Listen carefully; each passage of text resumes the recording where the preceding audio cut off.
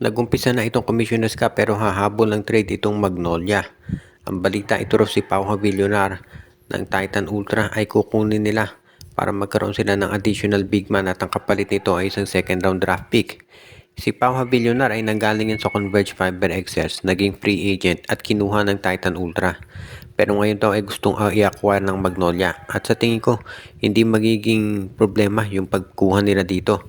Dahil second round draft pick lang daw ang hinihiling na kapalit ng Titan Ultra at malaki ang may bibigay nito sa Magnolia bilang isang backup big man.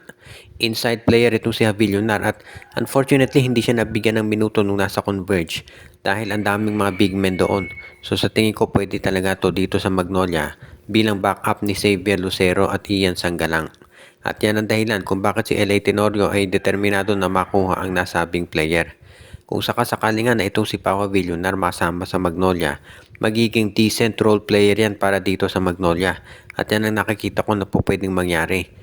Hindi man matatawag na superstar to sa Villonar, makakatulong yan dito sa Magnolia lalo na kapag kinakailangan mo nang magpahinga ng ilang minuto ni Xavier Lucero sa bench. Kaya itong gagawin ni LA Tenorio ay inaasahan natin na makakaroon ng approval yan sa management nila.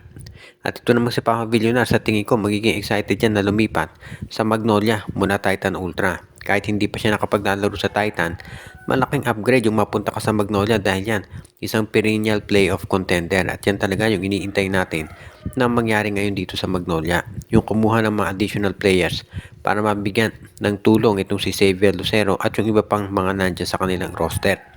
Kaya nga, bukod dito kay Pauha Villonar, may mga balita na baka pati raw si Ato Ular ay tinatarget din ng Magnolia pero hindi pa yan confirmed. Kung sakasakali kahit si Pauha Villonar lang ang makuha ng Magnolia, magiging malaking addition na yan dito sa kanilang front court. Ang Rain or Shine Elasto Painters ngayon ay kulang sa big man, alam natin yan. Pero hindi pa rin nawawala ng pag-asa itong si Coach Cheng Giao na makaka-acquire sila nung kanilang nire-require ng mga players. At mukhang ang binabalak doon ngayon nitong si Coach Cheng Giao ay kunin ang dati niyang center na si Raymond Almasan mula sa Meralco Bolts. Baka daw bumalik na itong si Almasan dito sa Rain or Shine Elasto Painters pagkatapos silang magkaroon ng kasunduan. At ang ipapalit naman dito ni Coach Cheng Giao ay baka daw yung kanilang rookie na si Christian Manaytay o kaya naman ay isang first round draft pick. Hindi pa maliwanag pero kung sakasakali mukhang itong si Almasan daw talaga ay ready na i-trade ng Meralco Bolts dahil ang Meralco mag-undergo daw ng revamp. Malaking bagay si Almasan literally dito sa Rain or Shine. Lalo na at kulang nga sila sa mga big men. At kung ma-acquire ito ni Coach Cheng Giao, kahit papano mapagtatakpan yung pagkukulang lalo na at wala pa si Kit Datu.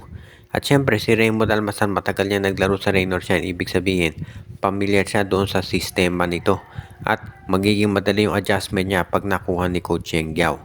Samantala naman itong Meralco Bolts, kung makuha man nila ay isang Christian Manaytay o isang draft pick, malaking bagay din yan para dito kay Coach Luigi Trillo lalo na at gusto nila na magkaroon ng panibagong movement dito sa kanilang roster. Hindi na po pwede kasi naaasa na lamang sila lagi kay Chris Newsome at kay CJ Cancino. So kung magkakaroon sila ng iba pang players na mapupuntahan, aba, good move yan para dito sa Rain or Shine Elasto Painters at sa Meralco Bolts. At ang dalawang teams na to inaasahan ng marami na gagawa ng malaking moves dito sa Commissioner's Cup at ito nung pag-trade ng mga players nila ay isa doon sa mga hakbang na kanilang gagawin at inaasahan talaga natin na isa to sa mga gagawin talaga ng mga nabanggit na teams para maging mas competitive sila dito sa mga powerhouse teams.